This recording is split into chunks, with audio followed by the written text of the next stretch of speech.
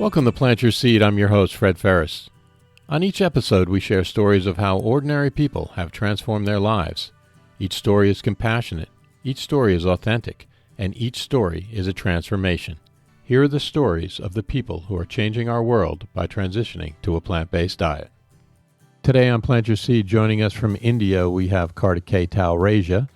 Kartikeya is a certified Ayurvedic nutritionist, digestive health, and lifestyle coach.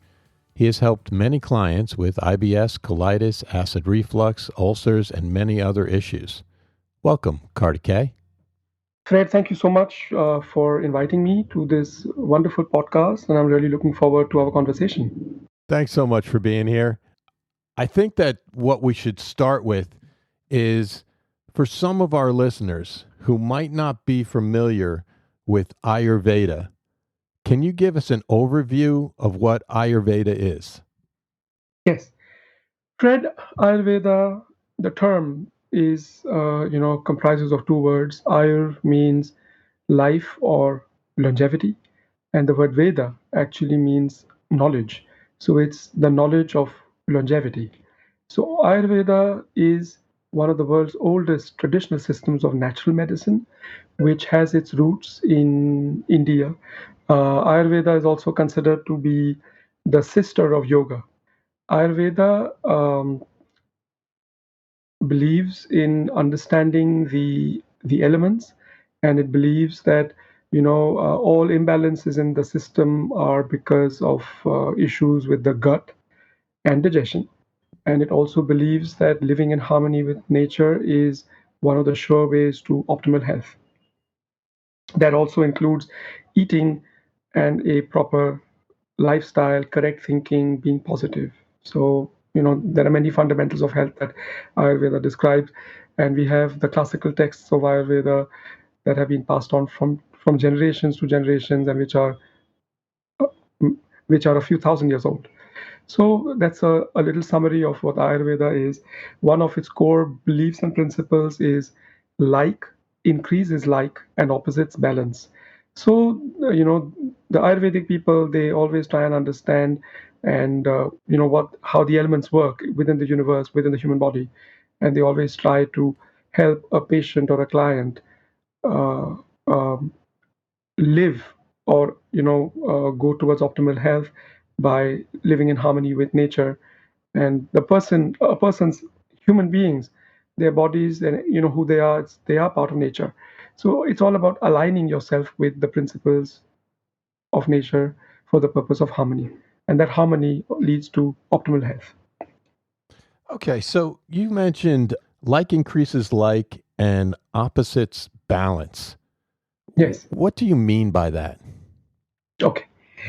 See, it means that, for example, if it is cold, like suppose if you have a cold and if it is cold, and if you drink cold water, so that cold water will actually increase the chill within the body. It might even aggravate the cold inside the system.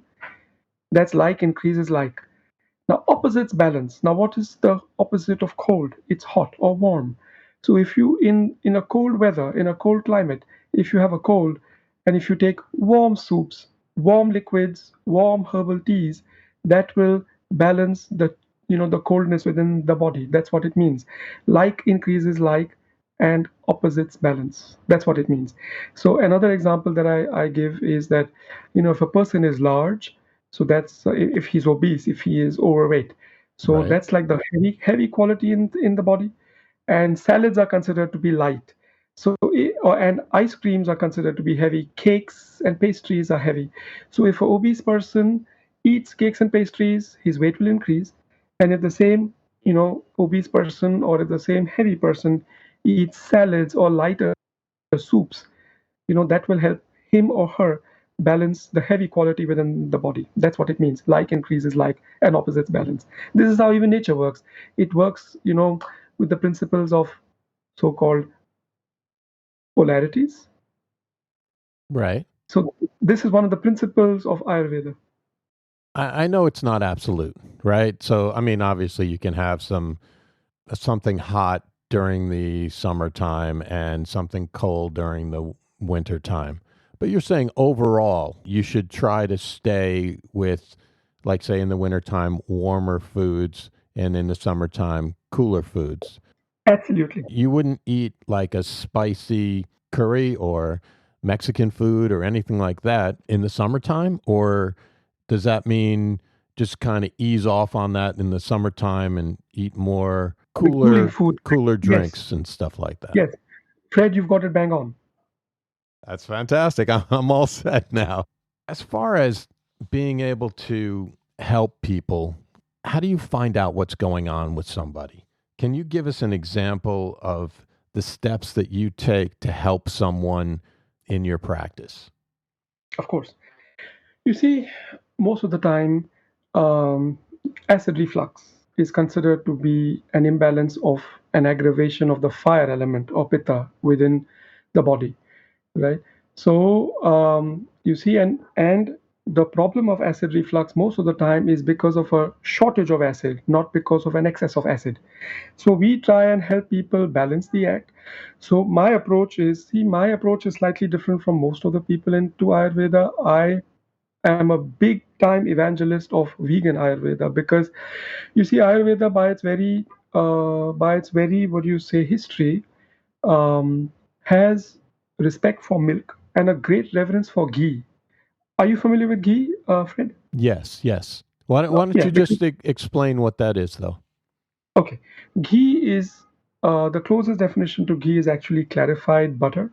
So ghee is a liquid that it's processed from milk. You can most happily do it at home, and ghee is a very cooling food. Ghee is traditionally ghee has always been looked um, up you know with reverence by people within Ayurveda. Right. Uh, I do not doubt its nutritional abilities and its healing abilities.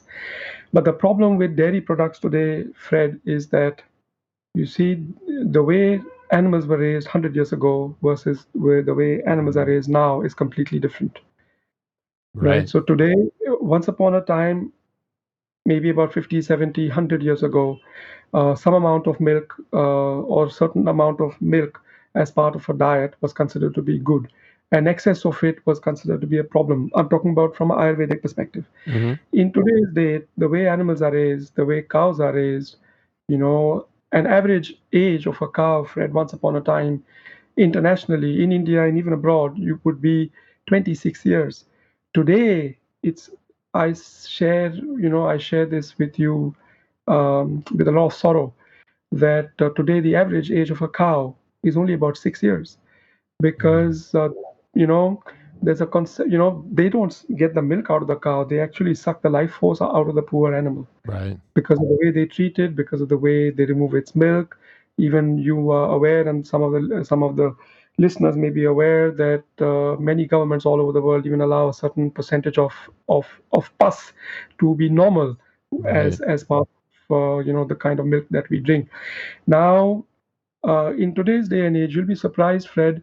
One of the things that I encourage my all my clients to do is to immediately or as soon as possible, if not immediately, transit to a plant-based diet. And to my delight, Fred, I must share with you, half my job is done. More than my half my job, you know, the client or the patient, just by eliminating eliminating dairy and animal products from his diet, there's a huge boost to his or her healing.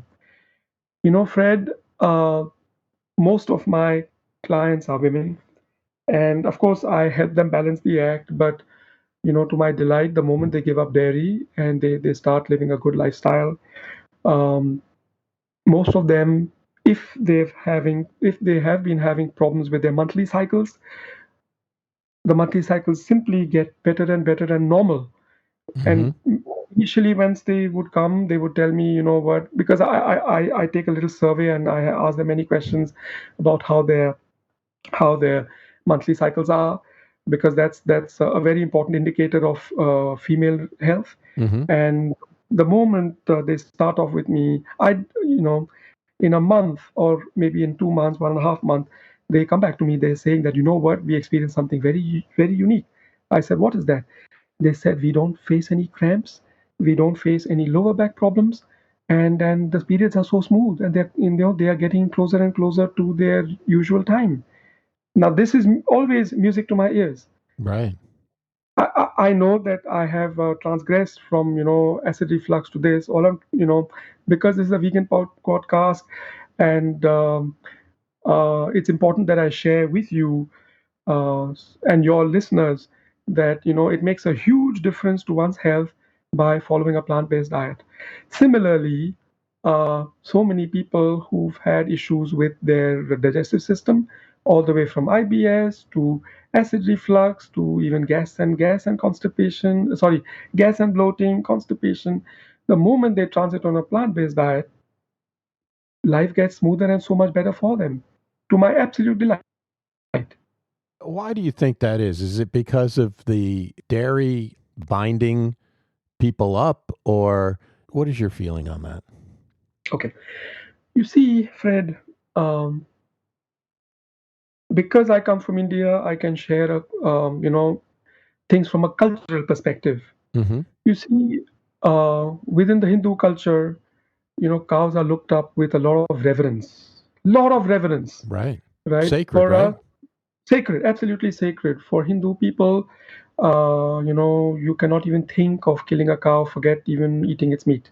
So that's the reverence with which we hold, this very, very positive animal. In fact, the Ayurvedic texts say that one of the ways, and the Ayurvedic, older senior people, they always used to believe, and I endorse this, that a very good way to even calm a person's anxiety, to calm a person's issues with depression and sadness is also to go and spend time with cow, just simply being around this animal, which is such a positive animal. Mm-hmm. So you see, once upon a time, the cow was held in a lot of with a lot of reverence. It was treated like a family member, and it's today things are different. It's a pity that all over the world the cow is treated like a machine, Right. right? Once upon a time, the Indian species would give maybe 6 liters of milk in a day. Today, cow species are got inside India, which give about 35 liters of milk in a day, and you see, um, the moment a cow is fit for bearing calves at the age of say about 2 years, it is artificially impregnated, and it delivers a calf in about 9 months, and within 2 months after it's delivering its first calf, they impregnate it again. So it's very strange. Naturally, it doesn't happen in mammals, Fred, Right. that a cow or any mammal is lactating and pregnant at the same time. Right. So imagine the gush of hormones that the cow has within its body, right? And we drink that milk. Now I'll give you a very interesting anecdote that And eat happened in that cheese. yes, of course, all dairy products, including ghee, Right. right? I'll give you a very interesting anecdote. See, many years ago there was a cousin of mine who was visiting our home, and she was with a 9 month old baby, and because she was visiting the city of Mumbai, as every city has some very unique spots where you can eat snacks and things like that. So she went out and she ate some very, very, what do you say, pungent, tangy snacks. Mm-hmm. She came back, she breastfed the little child, and in 20 minutes, Fred, the child had a very bad bout of diarrhea. Mm. So the first thing my mother asked my cousin was, she says, my mother asked my cousin that, what did you eat? So that my cousin confessed. She said, I ate tangy stuff, I ate this, I ate that, which is like very spicy food. And my mother told her that, listen, child, during when you're breastfeeding your own kid, you know very well you should not be eating spicy and pungent food. Now imagine, Fred, in 20 minutes, the child, after breastfeeding, got a bout of diarrhea. Imagine we are drinking cow milk day after day after day to the same cow that is probably never even allowed to leave the cow shed, is tethered to a place, and who kind of lives in her own feces, even if she is part of this what do you say, um, so-called open space, right? And she is lactating and pregnant at the same time. It's such a pity. Fred, I must share with you and your listeners something that will probably surprise all of you, that there's a similarity, Fred, between diabetes and thyroid, and that Hmm. is both are hormonal disorders. Right. So I always express to people that perhaps you can without my help now join the dots, that you know what, the cows are artificially given this injected with this chemical, synthetic chemical called oxytocin, which infects the brain of the, not infects, what do you say, um, creates the effect of happiness in a cow, because of which it gives more milk. Right. And that's the oxytocin that's going in, and it's being injected with all these hormones and etc., etc. All that is coming inside us via Right. cheese, via milk, via so many things. Is there any surprise that we are human race is having so many issues with chronic diseases? Right. I mean, as they say, we are what we eat. And on a cellular Absolutely, level, that stuff gets into us. We obviously digest it. And cellularly, it becomes part of our being. absolutely. You were mentioning about cows in India Yes. and how they are sacred. I guess what is your feeling about chickens and pigs as far as India is concerned? Why do they feel that the cow is sacred? It's like in America, the dog is sacred. No one would ever eat a dog, but they eat the pig or the cow or the chicken or whatever. Why is that? Why do you think there is that disconnect between the cow, who is sacred, and, say, the chicken that is not? You see, the cow, one of the reasons could be that, you see, once upon a time, there used to be a lot of deaths around pregnancy. So probably one of the reasons could be that, they would feed the infant cow's milk if there would be no wet nurse. So this is one of the reasons. The second reason is that, the Hindus always felt that perhaps, the cow is a much more positive animal than the others, because, it's a pretty docile animal. It's a positive animal. Even the presence of a cow around people who are sick really, elevates their mood, gets them out of depression.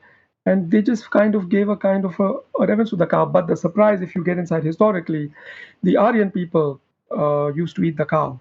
But over the many, many centuries, certain things changed, and they actually, as a symbol of sacredness, identified the cow to be that animal which was worthy of reverence. Right. You mentioned that you're vegan Ayurvedic. Yes. How has that affected you personally, as far as how other people think of you and their reactions? How do you deal with that? See, I'll give you two answers to this. Because um, to Indian people, I wouldn't say that, we are very, very comfortable in being vegetarians, because it's very much part of our culture. Not that Indians do not eat meat, but it's a very, very big part of our culture of being vegetarian. Being vegetarian is very, very easy for us. That's one perspective. The second perspective is that, you see, things have changed. I mean, it wasn't so much of a problem for my family, because over the years I've become lactose intolerant. And I do believe that about 65% of the world today is lactose intolerant. So I don't have a problem so much with that, neither does my family. But because I live in Los Angeles, a lot of my clients are from the US. Helping them transit to a diet that is vegan, it it it it it's a little difficult for them, because United States is a melting pot of all the world's cultures, are part of the United States. And helping them transit is one of the ways that I help people transform their lives with a special view on their health and well-being. In a way, you're kind of a rebel in the Ayurvedic community because of what you believe. Is that correct? See, um, Ayurveda is a science. If I share in a very conventional way, Ayurveda doesn't tell you that eat this and eat that. It just says it believes in the principle that there are no good or bad decisions. There are only consequences. But the conventional Ayurvedic people because Ayurveda, yes, it has respect for milk and a lot of reverence for ghee. Right? I do not doubt the nutrition side of things, but I have a problem with, with the quality of food, right? So in today's date, a lot of the Ayurvedic physicians traditionally they've also recommended ghee, they've recommended this amount of milk. There are so many medicines that they say you take this with milk. Now the problem today is that you are recommending to take certain medicines with milk, but milk is the main problem today. So I am considered a little bit of a rebel in the Ayurvedic community of going completely against milk and going completely against ghee and going completely against all animal and dairy products. By the way, Fred, Ayurveda is not vegetarian as some people may perceive, but Ayurveda just speaks about all kinds of food, and it says that these are the qualities of the food, this is how it will help you, and these are the problems with the food. But a normal, conventional Ayurvedic physician or a health coach or a nutritionist, they will always tell you, they will always speak about milk, they'll speak about dairy. But I completely go against it. So that's why I'm considered to be a little bit of a rebel within the Ayurvedic community. Why do you believe that? Obviously you're vegan and you've changed, but why do you believe that you're going against the standard? You see, a lot of therapies, a lot of treatments are done using ghee, and a lot of foundation of a lot of treatments are done using ghee. Now, I always say that because of the problem is not with the ghee, the problem is with where it is coming from. Right. I am also, yes, I'm also a very, very big, and there's something else also, Fred. I rarely use medicine, Fred. I use it only and only if it is very, very necessary for my patients. So far, I have been very, very successful in helping people heal only through food and lifestyle. And the point of what I'm trying to tell you, Fred, is that most Ayurvedic physicians they won't start with diet or lifestyle. They'll start giving you with medicine. And the problem is that I am of a very, very strong belief that nature, there's a lot of wisdom in all of our bodies, and a lot of things, if not everything, can be healed through a plant-based diet. You mentioned that you're based in LA. So have you always been a nutritionist, or is it something that you've gravitated to? Yes. You see, many years ago, I met a healer in India, and we established like a student guru rapport. That man was absolutely brilliant. He was truly a great soul, and he was not only very, very knowledgeable, he was also super super clairvoyant. So he could actually see a person, and he knew exactly what the problem is and exactly what one needs to do, even for the purpose of healing. So I was so inspired by that man that I started learning a lot from him. So my journey is not new. I am actually helping people heal for the last, say, 12 years. Wow, that's great. What were you doing before that? Were you, like I said, were you always a nutritionist, or were you, I mean, obviously you're interested in nutrition. Before that, friend, I, like you, was part of the world of media, Ah, right? So I've been into television production, I've been into film production, and my largest stint was I ran a school of cinema for 19 years. wow. So, yeah, where we would teach everything from cinematography to film and television direction to 5.1 sound engineering and recording. So um, Was that in I LA or was that in India? that was in India. See, I've had business interests both in Los Angeles as well as India. So in LA, I had other investments. In India, I had the media stuff going on. So I've been part of the United States since the year 1995. Mm-hmm. So it's not a new country for me. Both the places are my homes. Right. You're in India now because of the Of COVID, COVID, and you're spending time with your family. absolutely. Now, when and why did you transition to a plant-based diet? Yes. You see, I transitioned to a complete plant-based diet about 4 years ago, and it took me slight amount of time to transit to it. It was not difficult because I was lactose intolerant anyway. I started experiencing, and I started reading a lot of books around health, books around veganism. Started attending events which were related to the benefits of a whole plant-based diet. I so over the years, I realized that, gosh, look at the current truth and status of the world of food and its effect on us at this moment in time, right? I mean, it's there's something seriously wrong. Then I realized that, you know what, every day you would see that India is the diabetes capital of the world. In America, this is the major problem with chronic disease, heart disease, and this and that. And I started drawing my own conclusion on one of the main reasons why the humanity is facing such a big problem is because uh, of its own diet. And I just put two and two together, and then I realized that I need to stop and I need to become a vegan. I must also share with you, Fred, that in the year 1991, I actually caught a fish during a holiday, and I was so disturbed watching it struggle for its life that I took it off from the hook. And I'm so happy to tell you it was alive, and I managed to put it back in the water to my delight. And from that day onwards, I swore that I will never touch meat again, and I did Hmm. not.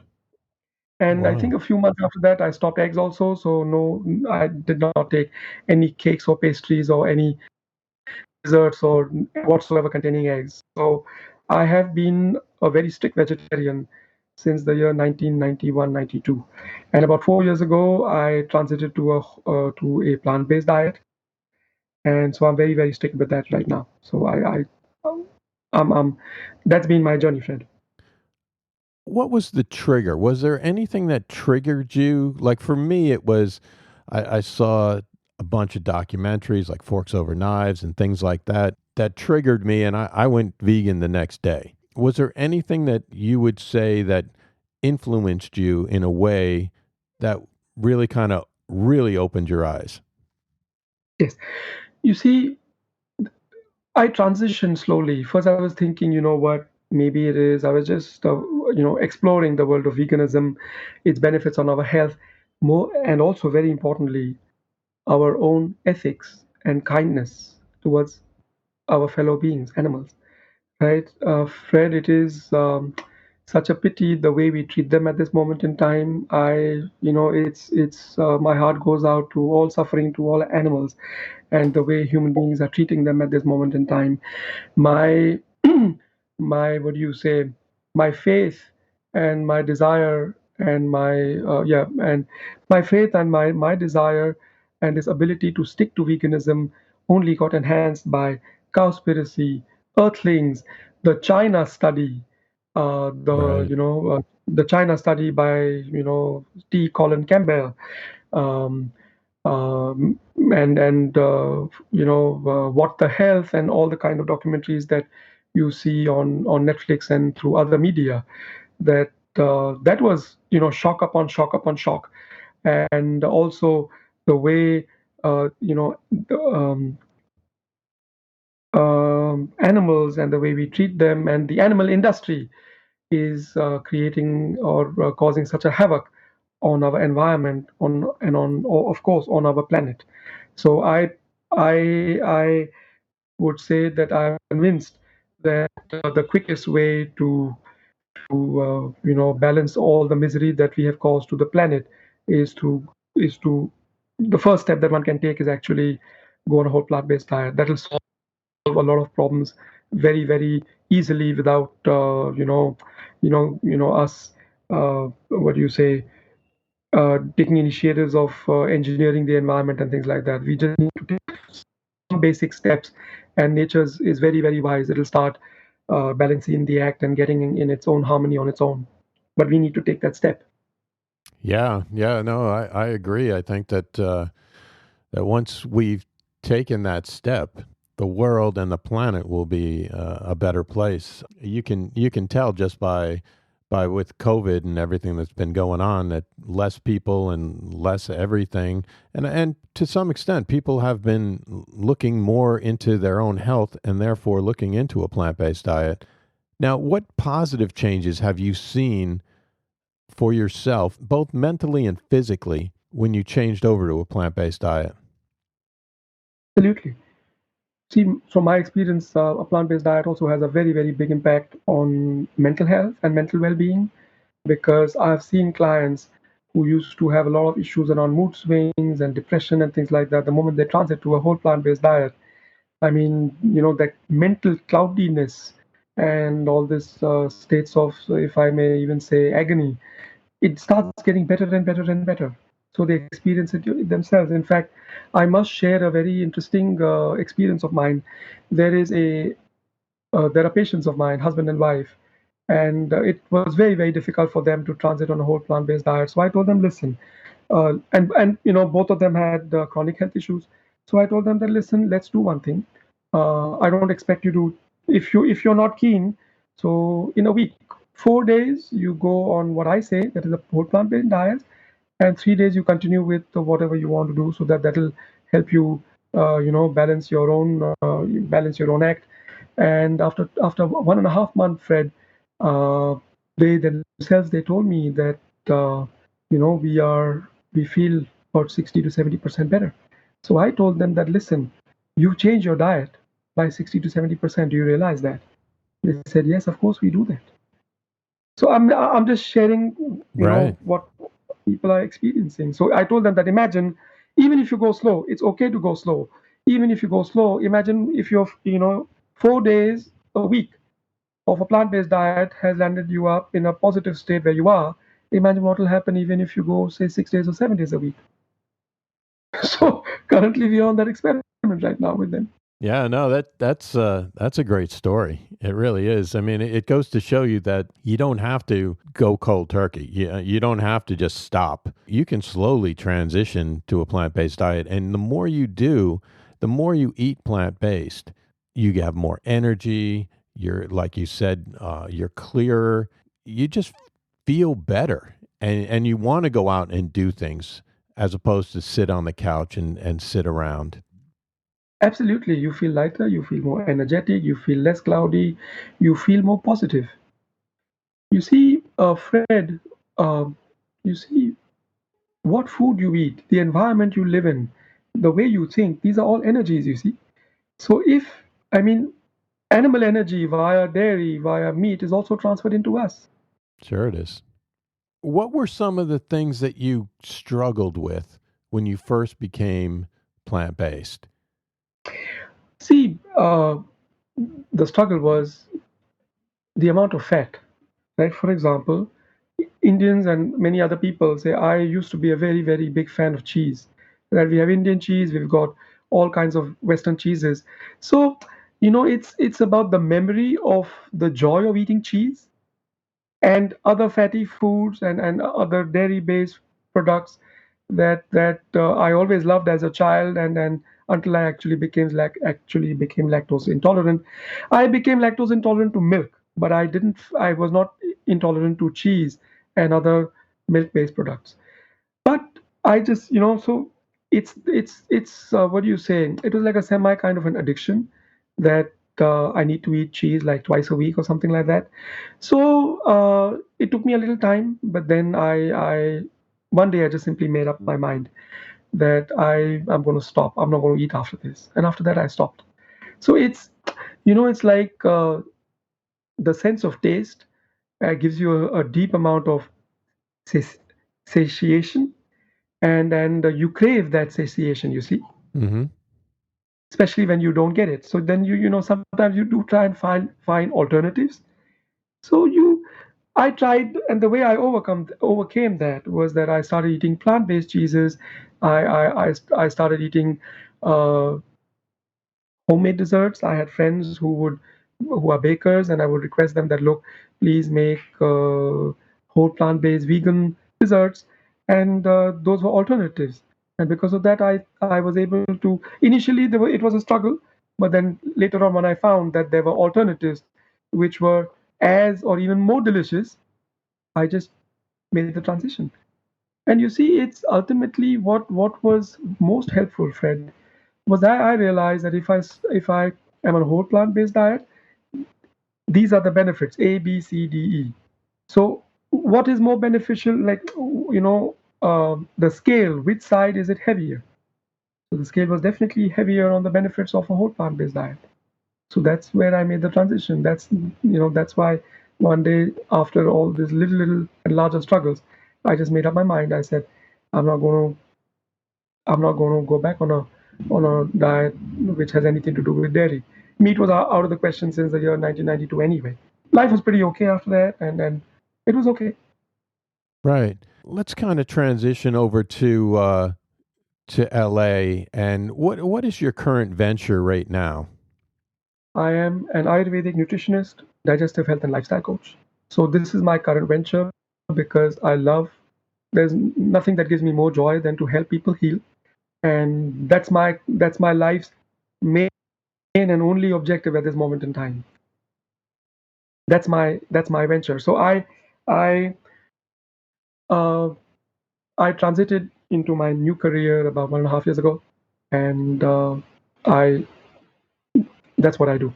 So I'm an evangelist for people transiting into a whole plant-based diet. I and I'm a healer basically, and I help people using food and I help them making changes to their lifestyle uh, to achieve and help them achieve optimal health. That's what I do. That's my venture. That must be really satisfying and exciting for you to actually change someone and affect their life. Absolutely, Fred. I mean, it's there is no greater joy, Fred. I mean, it's to make simple changes in your life, and you see, um, I always tell people that even little steps that people take towards their own health and well-being, the body understands that as acts of self-love. And in my experience over the last 12 years, Fred, I have never seen any person who takes steps of self-love towards the body and that the body has not reverted back. The body reverts back multiple times, Fred. Sure, it does. Now, take me through this. Where did you get the courage to change your whole career to your current venture of yoga of eating in LA? What gave you the courage to just basically start over? You see, Fred, for a person like me, more than the money, it's the purpose, right? I work optimally if there is a greater, deeper, higher purpose that I'm working for. So for so many years, I was helping people get a career in the world of cinema through a film school. And then I realized that my actual, what do you say, my I am best at helping people heal. And then I kind of realized that if not now, and I asked myself the question that if not now, then when? And I also realized that if I become a full-time healer, then not only will I be able to help people heal, I will also make a huge impact. Even though they are baby steps, hopefully I will make a huge impact on people's lives, their families, the environment, the planet, and of course, animals. Right. So those were I weighed all that and I felt that I'm 43 right now, Fred. So I asked myself, if not now, then when? So I just took up the step and I said, and I always knew that my wife would always tell me. She said that you're like born for healing. You're not born for business. So it's better whenever you want, you just make the transition. So I just made the one day I just realized that this is the time now. So I made the transition, and I'm now a full-time healer. Wow, that's great. That's really fantastic. What would you say to somebody listening who wants to be healthier, but they're having a hard time understanding what we mean by plant-based or think it's too hard? What would be your suggestion? Okay. See, number one is that align with nature. Number two, if you can, learn how to cook. Number three, any step that you will take or any person takes, towards uh, your own health. The body identifies it as acts of self-love, and the body reverts back multiple times. So one must take an initiative sometime. It's not so difficult if a person makes, uh, even if, and when I know people who eat meat every day, and once they come to me, I tell them that, listen, I don't expect you to change everything. At least try and change or take 4 steps in maybe 2 weeks or a month. So start reducing the amount of meat in a week or in a day, and see the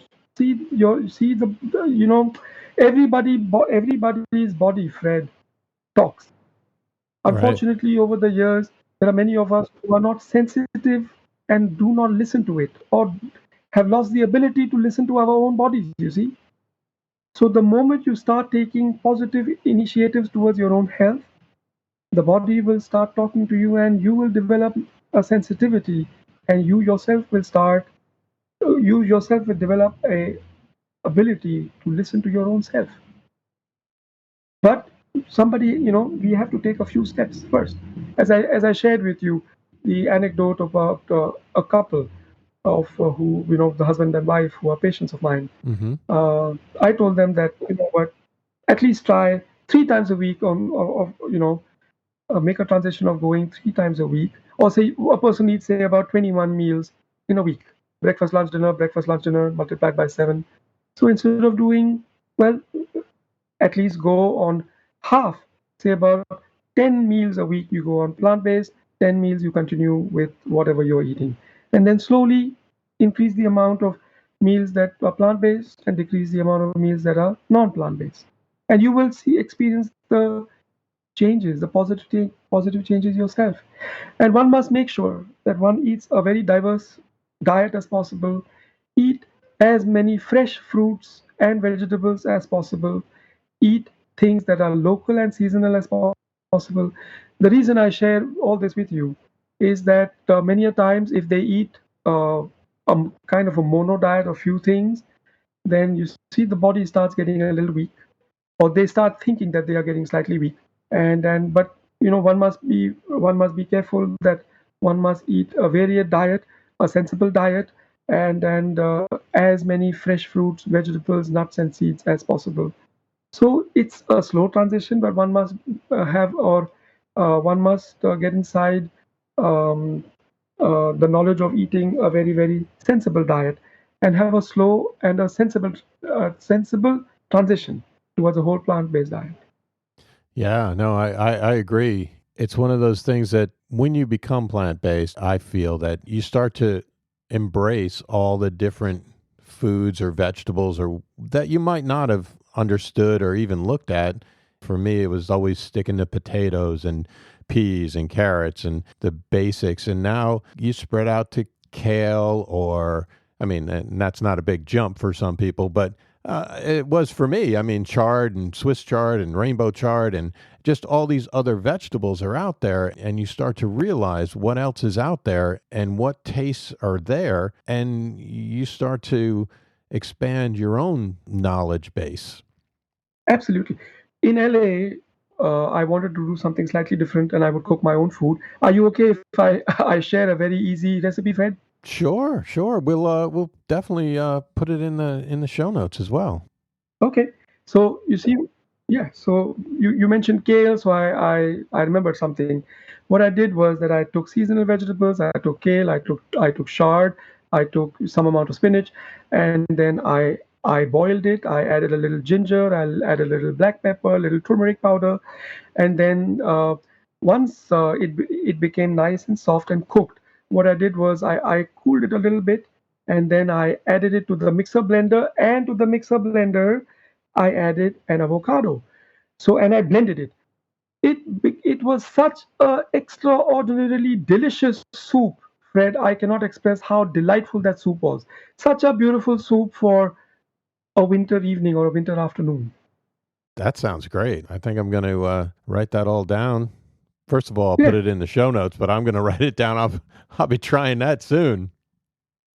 absolutely. So sometimes you can take carrots, you can take beans. I mean, just boil it, just add a few spices, Sometimes you can even cook garlic along with it. Just put it inside the blender, add avocado. It is nice, buttery, super delicious. It's absolutely brilliant. Simple stuff, doesn't take long. You don't need to be an expert chef to cook stuff like that. And it's a delight. Yeah, I think that that's the kind of I think misinformation that people have is that they think that oh, if I go plant based, I'm gonna be cooking all day. No, you're not. It's really a quick thing. It takes a lot less time than it does to prepare meat. Absolutely. Absolutely.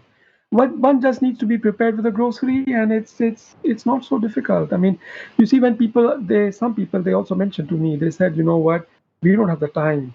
So I researched and I asked those people, and I saw on the net, an average American today, Fred, spends about 2.5 hours on social media or the Right. internet.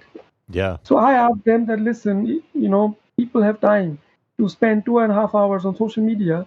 Why can't you invest some amount of time to cook for your own self? If you still cannot do that, you can always invest it in a slow cooker. We have technology today which makes life so much easier, not only not for so that we maintain our good health. You see. Yeah, it's so much easier these days. And I think it's just distractions. People don't realize how much time that they waste. You just kind of waste a lot of time. And if you start to write that down and start to figure out how much time that you actually waste, there's a lot of other things you could be doing during that time. Absolutely, and why not take steps towards one's own health? Exactly, right? You only have one body. Of course, of course. And anything that you do towards your own body, Fred, is the greatest investment anybody can ever make. Yeah, that's the truth. I mean, because you can invest in whatever money, stock markets, whatever, but you cannot buy time. You cannot buy more time here. The only way that you can buy more time to be on the planet is to take care of your body. Absolutely, Fred. What is one of the habits that's helped you stay on track on your plant-based diet? For me, Fred, food should be healthy and delicious, both. And it is easy, it is possible. There are millions of resources on the internet today that can help you with all kinds of easy recipes, quick recipes, healthy recipes, doable recipes. So, as long as food is delicious and healthy, life is very good. This is a very, very big motivation for me. And who doesn't like delicious food, Fred? That's true. That's true. Speaking of which, do you have a cookbook or a book that you've gifted most to somebody transitioning to a plant-based diet? See, it completely depended upon the people, upon the person. To some people, I've given the the the China study. To some people, I have recommended them to visit the resources of folk overnights. So, and then even Mr. Colin Campbell has a book called the China Study Diet. I think I yeah. So that's with all kinds of wonderful recipes. Even Dr. Neil Barnard has many books in which he mentions, and he has a lot of wonderful plant-based recipes. So these are all wonderful resources that we have today. Right. Now, finally, can you give me one word to describe how you felt before you became vegan and one word to describe how you feel now that you are vegan? The word is great, and I would say, if you allow me two words, I will say truly great. So, before, how did you feel before? You see, I felt that okay, the difference between the earlier me and the later me was, Fred, the way animals are kept, the way they are treated with all these, synthetic hormones and etc., and they're injected with all kinds of stuff. I felt that if I compare myself now, today I feel that every day, the way I live, my body detoxifies every day because, yeah, because I am putting minimum amount of toxic system inside my body. And then earlier on a vegetarian diet, the amount of whatever I was eating at that moment in time was adding to the toxicity inside the body. That was leading to lethargy, that was leading to a foggy mind, that was leading to a less positive mindset. Fred, today I am 43. I have more energy today than I had at 24, Fred. Right. I have a lot more energy now, and I find myself doing more than sitting on the couch all day that I used to do when I was younger. And I want to share something with you, which will be interesting to you as well as all the listeners. All living organisms, Fred, crave one thing more than anything else, and that one thing is vitality. Mm. And that vitality will come in from a whole plant-based diet, which includes as many fresh fruits and vegetables and as many unprocessed foods as possible. That should be part of the diet. That is where an enhanced vitality will come inside your system. Who doesn't want that, Fred? Everybody wants that. It's such a pleasure speaking with you. Thank you so much for taking the time. What's the best way for people to find you on Instagram, the web, social media?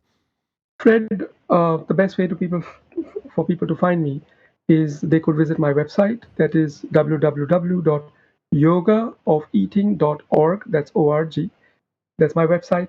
My Instagram as well as my Facebook handles are at Yoga of Eating. So if anybody would like to connect with me just to say hello, otherwise, these are the easiest ways to get in touch with me. Thank you so much. I really, really appreciate it, Kartikeya. I really, really appreciate it. It's been great. Thank you so much, Fred, and I truly am most grateful for you to allowing me to be part of your wonderful, wonderful podcast to enable me to spread the joy of living on a whole plant-based diet. Thank you so much, Fred. Hope you are inspired by this story, and remember, it's never too late to plant your seed. Links to everything we talked about on the podcast can be found on Instagram at plant.yourseed in the show notes tab in the bio. If you enjoyed the show, remember to leave us a review, and until next time, thank you for listening.